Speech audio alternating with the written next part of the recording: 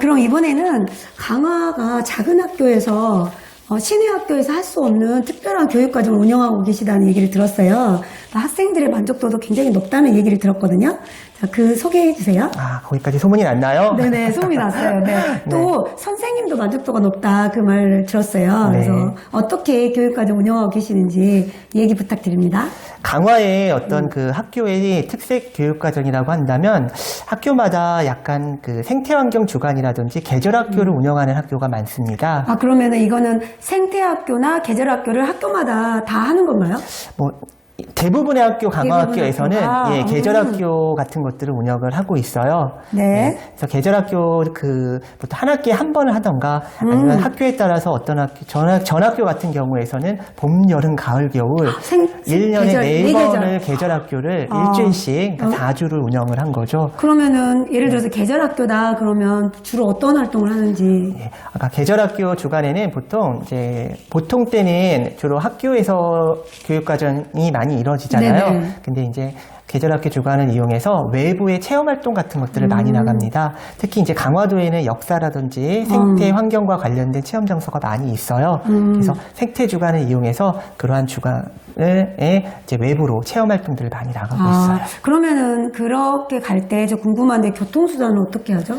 교통은 가까운 거리는 이제 걸어가기도 하고 아니면 이제 학교에 대부분의 강화도 학교 학생들은 학교에 스쿨버스를 타고 다녀요. 그거가 좋네요. 예, 그래서 그 스쿨버스를 나름대로 이제 비용을 조금 내고서 이용해서 임차해가지고 가는 거기도 하고 아니면 아예 멀리 이제 강화도 밖으로 가게 된다 그러면 또 다른 임대버스를 또 임차해서 가기도 합니다. 그러면 그 일종의 프로젝트 교육 활동을 계절과 연결시켜서 하시는 것 같은데 저 같은 경우는 한 1년에 4번이나 한다고 해도 힘들 것 같은데 힘들지 않나요? 솔직히 안 힘들지는 않아요. 선생님들이 힘들 것 같아요. 애들은 만족도가 높을 것 같고. 예, 학생들이야 나가서 한다면 엄청 네. 많이 좋아하고 네. 그런데 또 나름대로 학교마다 이렇게 또 내려오는 그 정해진 프로그램들이 있고 이런 일정이 있고 그런 과정이 있기 때문에 그런 것들을 준비를 하게 된다면 선생님들도 그렇게 어렵지 않게 준비를 하고 그러면은 계절학교에서 선생님 가장 기억에 남았던 거 한 가지 했던 활동을 좀 소개해 주실래요? 가장 기억에 남는 이제 계절학교는 전학교에서 전학교 같은 경우에 이제 생태와 관련된 교육 활동이 많았습니다. 학교에 텃밭이 있었어요. 학교에 텃밭 기르기. 네, 텃밭이 굉장히 크게 있어서 그 텃밭에서 토마토도 방울토마토도 기르고 혹시 감자가 어떻게 심는지 아실까요? 감자를 심는 거. 심는 방법 모르겠는데. 네, 감자는 이제 감자를 커트해서 심고요. 고구마 어떻게 심는지 아실까요? 고구마는 고구마 순. 어떻게 하죠? 시골 사람이었습니다. 고구마도 잘라서 심는 줄 알았는데 저도 몰랐는데요. 고구마는 순만 심습니다. 네, 그래서 그런 식으로 텃밭에 감자와 고구마를 심고 다시 재배를 하고 그 다음에 또 수확까지도 하고 또 그런 걸 관찰을 해보는 교육과정에 연결해서 하고. 그래서 그때는 참 힘들고 제가 왜 이걸 할까 이렇게 했는데 뒤돌아보니까 학생들한테도 굉장히 본인이 손수 그 작물을 심고 키우고 수확하는 과정을 할 수 있기 때문에 나중에 학생들도 굉장히 기억에 많이 남는 활동이라고 얘기했어요. 그런데 제가 생각해서 이제 강화는 시골 학교니까 집에서 하지 않을까요, 학생들이? 어떤 학생들은 또 나름대로 이거 집에서 했는데 왜 또 해요? 이런 학생들도 있는데 또 막상 또 집에서 하는 것과 학생들하고 같이 선생님들하고 같이 하는 활동이 또 다르기 때문에 또 재미있어 하고 의미도 있는 것 같아요. 정말 삶이 묻어나는 그런 계절학교 생태교육 활동이네요. 아이들이 만족도가 높을 것 같아요. 네. 제 기억에 많이 남는 활동이 무엇인가 이렇게 물어봤을 때 그런 것들이 꼭꼭 들어가고 있습니다. 그러면 이제 강화 작은 학교에서 이런 점은 참 좋고 또 하나 제가 아까 듣기로 학생들이 모든 학생들이 방과후를 거의 무료로 한다 그러는데 그 이야기 좀 들려주실래요? 예. 대부분의 그 강화 학교에서 그 방과후 학교가 그 수익자 부담이죠. 시내 학교에서는. 근데 이제 대부분 학교에서 강화도에서는 무료로 지원이 되는 경우가 많아요. 그러니까 농어촌 학교 지원인가요? 그렇죠. 교육부에서? 예. 그래서 교육청에서 그 농어촌 학교 방과후 지원금이 있어서 그걸 이용해서 이제 무료로 하는 경우가 많이 있습니다. 꼭 그런 건 아니고요. 그래서 대부분이 무료로 할 수 있어서 그 프로그램이 학교마다 좀 다르지만 학생들이 자기가 원하는 것들은 이렇게 또 쉽게 참여할 수 있는 그런 장점이 있습니다. 제가 생각했을 때 그래도 이제 그 시골 학교다 보니까 강사분들이 많이 오실 수 있을까라는 생각이 잠깐 들었는데 왜 그 방과후학교 프로그램은 다양하게 있나요?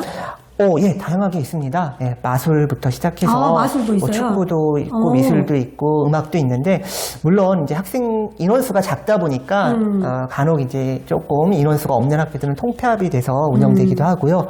그렇지만은 이제 다양하게 좀 준비를 하려고 하고요. 그 학생들의 요구에 따라서 학부모님들의 요구에 따라서 준비하기도 하고 근데 이제 아까 말씀 주신 것처럼 가장 큰 어려움은 그 역량 있는 강사를 수급하기가 이렇게 쉽지는 않습니다. 그래도 이제 아이들이 무료로 학교에서 다양한 활동을 할 수 있다는 건 참 장점인 것 같아요. 예. 제가 이제 그 인터뷰하다가 들어보니까 혹시 이러신 분도 있을 것 같다는 생각이 드는데 강화에는 살지 않지만 약간 김포 쪽에 사시면서 이런 교육과정의 혜택을 보고 좀 어렸을 때 이런 거를 시켜보려고 하시는 분이 혹시 있지 않나? 뭐 그렇게까지는 아니다. 하진 그렇죠. 않고 근데 더러 이제 제가 생활권이 들었거든요. 김포 같은 제가 재작년에 김포에서 이제 어떻게 보면 이사를 가게 된 거죠. 김포로 이제 이사를 가게 됐는데 갔는데? 예, 그러면 전학을 가야 되는데 네. 전학을 가지 않고 너무 이제 학교가 재밌고 재밌어서. 예, 그런 우리 강화도만의 그런 교육 과정이 특색이 있다 보니까 전학을 안 가고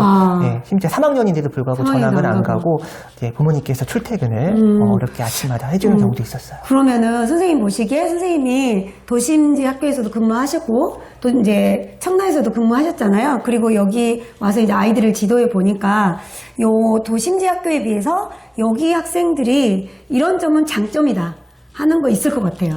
어떤 점이 여기 순박하다 그런 거 말고 역량 면에서 이런 교육 활동을 특별한 교육 활동을 지금 받고 있는 거잖아요. 그래서 어떤 면이 좀 장점인지.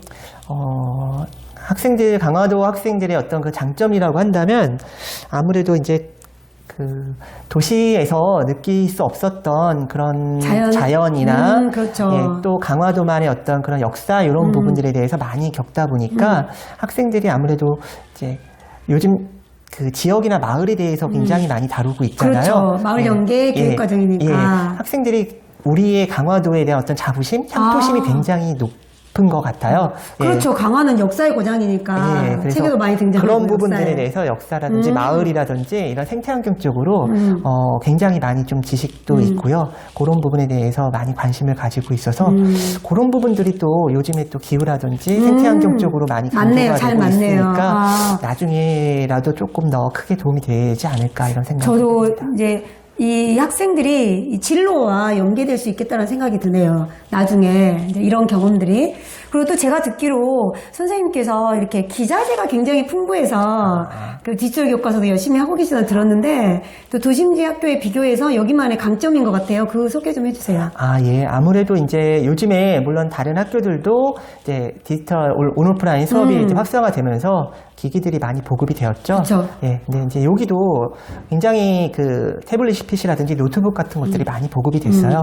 아무래도 학생 수가 적다 보니까 그렇죠. 와이파이가 잘 잡힐 것 같아요. 잘 잡히고 잘 사용이 되고요. 그럴 것 같아요. 그다음에 이제 1인 1기기 디바이스가 되는 경우가 많이 있죠. 그래서 그런 부분들이 있고 또 의외로 또 학생들이 그런 것들을 기기를 자주 접하다 보니까 제가 이제 청라에서도 학교에 있었지만은 거기 학생들 못지않게 그렇죠. 예, 그런 것들을 잘 다룰 수가 있어요. 그러면 제가 생각했을 때 강화에 있는 학생들이 에듀테크 방면에서도 뒤지지 않고 그러면서도 또 자연과 함께하는 그런 교육과정 때문에 굉장히 융합적으로 잘 교육이 이루어질 것 같다는 생각이 드는데.